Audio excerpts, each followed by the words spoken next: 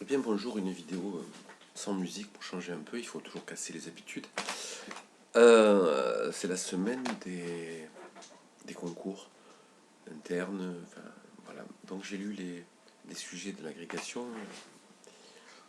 Je ne sais pas qui c'est qui les fabrique, mais je pense que le but c'est quand même soit de montrer qu'on a une discipline tellement complexe qu'elle est inaccessible à beaucoup, soit nous ne sommes pas capables de parler simplement de ce que nous faisons, ce qui est un peu le cas depuis des années, soit, enfin, il y a quelque chose qui ne va pas dans la maison EPS, là. Faire des sujets aussi complexes pour parler de choses somme toute assez simples, qui nécessitent de la complexité dans leur mise en activité, dans les procédures.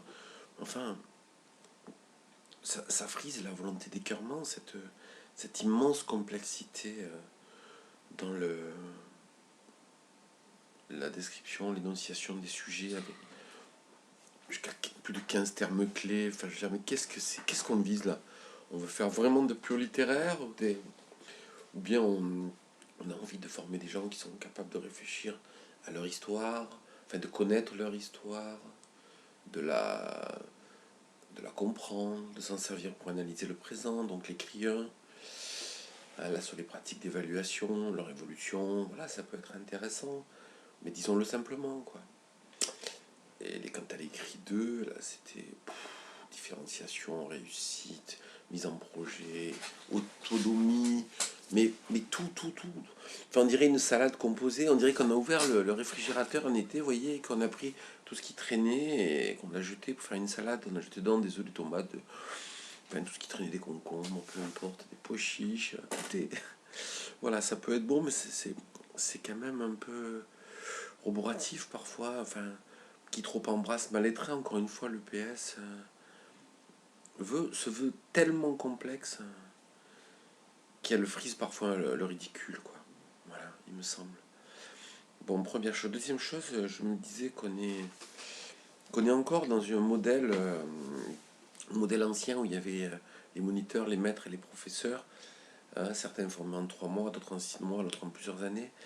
Souvenez-vous de l'époque, pour ceux qui ont étudié un peu l'histoire. Là, on est encore là. On a, par rapport à nos concours, je parle spécifiquement de la discipline. On a un concours qui se passe sur l'écriture d'un dossier qui est envoyé et sur lequel on est admissible et on passe un oral. Voilà, un petit parcours perso, une situation d'enseignement. C'est le RAEP, la reconnaissance des acquis de l'expérience professionnelle. Voilà, moi j'en ai écrit quelques-uns que j'ai confiés. Le deuxième concours, c'est le KER, certificat d'aptitude à l'échelle de rémunération. C'est-à-dire, je suis déjà en poste et je veux gagner plus. Lui, c'est un écrit et un oral, un écrit plutôt style écrit 2, donc c'est-à-dire un écrit professionnel et un oral, sur un petit dossier là aussi, de notre style mais pédagogique. Et puis le CAFEP, alors le CAFEP, c'est deux écrits très longs, très durs, un d'histoire, un de pédagogie et de sciences. S'en suivent ensuite dans l'inénarrable cité de Vichy, historiquement chargé aussi, mais assez joli au printemps ou au début d'été. Grand oral de leçon, 2 euros sportifs, entre guillemets, hein, voilà, plus des pratiques physiques. Il y a tout ça pour faire le même métier, presque avec le même salaire. C'est quand même dingue, non? Je me rappelle à l'époque, au moins, il y avait des différences dans le temps de travail, hein, de mémoire, je sais plus. C'était autour de 20 heures pour les profs, 22 heures, 23 heures pour les maîtres et 25 heures pour les moniteurs, enfin un truc comme ça, quoi. Voilà, au moins il y avait ça, quoi. Une exigence, euh, une exigence différente quant à l'ORS, quoi. Maintenant, il n'y a plus rien, tout le monde fait la même chose. Voilà, donc il ne faut pas s'étonner qu'on ait des gens sans culture dans notre discipline, puisqu'on ne leur a pas demandé d'en avoir, et qui l'ont fui en passant les concours. Euh, D'autres formes de concours plus faciles qui obèrent une partie du programme, notamment la culture historique de la discipline, voire de l'école, voire du système éducatif. voire du pays. Voilà, parce que pour faire un bon écrivain, il faut avoir une vraie culture historique, ça c'était évident. Et à force de vouloir esquiver ce qui finalement demande de l'effort, on fait comme les élèves, quoi. On va vers le plus simple, plus facile, le plaisir immédiat. Il ne faut pas s'étonner. Puisqu'on enseigne plus ce qu'on est que ce qu'on dit, et bien si ce qu'on est, c'est un sens de l'esquive et de la facilité, eh bien c'est ce qu'on va proposer. Ah, c'est pas très sympa ça, mais c'est ce que je pense. Bon, voilà. Là, j'attends il va y avoir demain le concours, le KER, donc le concours interne. Je, Ce qu'il faut bien entendre, c'est que sur quoi je m'étais disputé à l'époque, enfin j'avais discuté, j'étais pas d'accord avec les responsables d'enseignement catholique à Paris, c'est que quand on a créé les accords Lancloupé en 92-93, là, eh bien l'idée c'était d'intégrer les nouveaux profs sur les mêmes concours que dans le public pour l'enseignement privé. Pourquoi immédiatement ou presque on a permis de rentrer par la voie de notre concours, beaucoup plus simple, beaucoup moins exigeant. J'insiste, je parle de ma discipline. C'est pas possible. On met en place un mode de recrutement équivalent, au même niveau, avec les mêmes conditions d'exigence, et l'année ou les 2 ans après, on accepte de faire rentrer dans le système des gens qui esquivaient et qui passaient un concours plus simple, avec une épreuve en moins et un seul oral. Il n'y a plus de physique et voilà. Concours d'accès à l'échelle de rémunération, ça veut dire qu'on a déjà un poste, qu'on a déjà un contrat et qu'on veut gagner plus. C'est un concours interne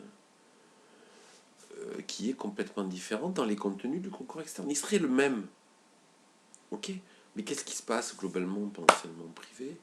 Eh bien, les gens font des suppléances. Au bout d'un certain nombre d'années de suppléances, de remplacement, on a l'ancienneté suffisante pour présenter le concours interne et on le passe.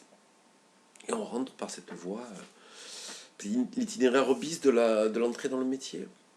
La voie royale étant trop complexe et donc inintéressante. Alors que ce concours était fait pour ceux dont il y avait un poste. Pourquoi favoriser ce détournement? Pourquoi accepter finalement une dévalorisation de la compétence et des connaissances de ceux qui veulent intégrer la profession? Après, c'est pas la peine de s'étonner quand on entend ou on lit des bêtises en permanence sur les réseaux ou dans les conversations. Quelqu'un qui n'est pas formé, qui n'a pas réfléchi à l'historicité et au développement des problèmes, hein, comme disait Hegel, le problème de l'histoire, c'est l'histoire des problèmes. Et bien, quand on n'a pas été confronté à l'histoire des problèmes, on ne pèse donc pas le poids des problèmes de l'histoire, et on est incapable de réfléchir au présent avec un éclairage pertinent puisé dans le passé. Voilà, ça me fascine, et j'avoue que j'ai du mal à comprendre pourquoi notre institution je me cadre un peu mieux. Pourquoi notre institution ne joue pas le jeu, quoi. Il faut pas s'étonner après quand on dit baisse des niveaux chez les élèves, mais je suis désolé, mais baisse des niveaux chez les profs aussi. Voilà. Alors si on laisse tout dégringoler, alors évidemment, on est dans cette hypocrisie évaluative, dans ces notes surélevées, là comme j'en parlais dans les vidéos sur les commissions du bac, et ainsi de suite, où tout le monde justifie des notes incroyables à 16 de moyenne, avec 35 élèves, sur 3 activités. Chapeau, quoi. Chapeau. Je sais que c'est dur d'être jugé parti. Les autres sont en train de le découvrir maintenant avec le nouveau bac. Mais quand même, quoi, quand même. Comment peut-on se foutre de la gueule du monde comme ça, quoi? Voilà, je suis désolé, hein, c'est un peu indirect, mais c'est vraiment ce que je pense, quoi. On n'a pas 35 élèves qui sont capables d'avoir 16 sur 3 activités dans 3 champs d'apprentissage différents, avec le niveau et les horaires de PS que nous avons et la moyenne d'installation qui est en France, hein, qui est allouée aux établissements. Donc là encore un vrai souci. Donc les concours, le recrutement, une exigence exceptionnelle dans les contenus pour 4-5 postes. Voilà, finalement, de toute façon, c'est pas grave, tout le monde, si on est pris à 9 de moyenne, puisqu'on prendra les 8-10 premiers en France, personne ne saura après quels ont été les résultats. Ils seront validés, et puis voilà, quoi, il y a des choses qui m'échappent. performante qui m'échappe. Ensuite, les 3 formes de recrutement, avec un statut équivalent après, mais c'est complètement dingue. C'est-à-dire qui accepterait qui 3 niveaux de. Un petit. Les 3 niveaux de. Les 3 longueurs de triathlon, et puis on dit après c'est pareil, on a le même niveau. Non, on n'a pas le même niveau, c'est pas les mêmes compétences, pas les mêmes capacités, clairement pas les mêmes aptitudes, pas la même résistance à l'effort, pas le même engagement, pas la même préparation. Nous, on a l'impression de trouver ça normal, et quand on le dit, on passe pour quelqu'un qui ne respecte pas le travail d'autres. Si, on le respecte, mais on le met à sa juste valeur. Quand on connaît la mesure des choses, eh bien, on est plus à même de s'exprimer dessus. Voilà, ni plus ni moins, je voulais vous faire part de ce petit état d'âme. À très bientôt.